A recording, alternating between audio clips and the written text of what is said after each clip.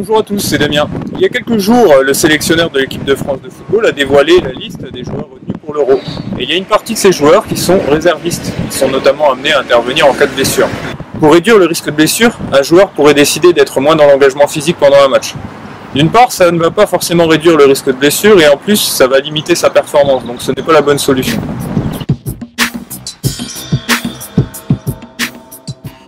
Ce qui va fonctionner pour limiter le risque de blessure, c'est toute la préparation en amont et en aval. La première des choses à respecter, c'est s'hydrater.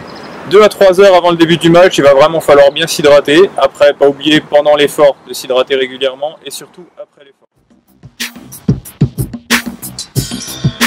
La deuxième chose, c'est l'alimentation. Des sucres lents comme les céréales, le riz ou les pâtes, pris 3 heures avant l'effort, permettront d'avoir les apports nutritionnels nécessaires à l'effort qui suit derrière.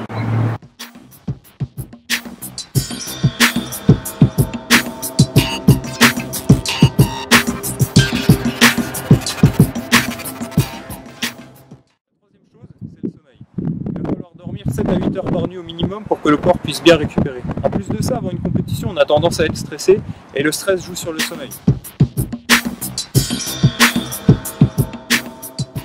Autre chose très importante, c'est l'échauffement avant l'effort. Si vous ne vous échauffez pas, le risque de claquage ou d'autres blessures augmente considérablement. L'idéal est d'avoir une petite routine propre à chacun qui va permettre d'échauffer l'ensemble du corps.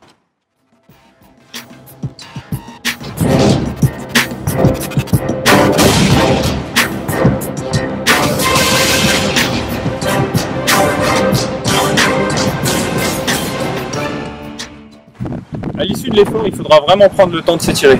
Encore une fois, une petite routine propre à chacun permet d'optimiser les étirements et en plus de ça, ça permet d'avoir un vrai retour au calme. Le fait de s'étirer, ça permet aussi de travailler la souplesse. Plus on est souple et plus on limite le risque de blessure.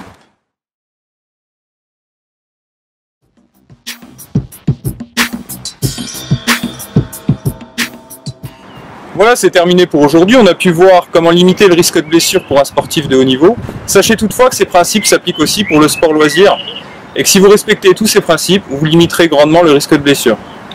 Je vous dis à bientôt pour une nouvelle vidéo. Bonne journée à tous, au revoir.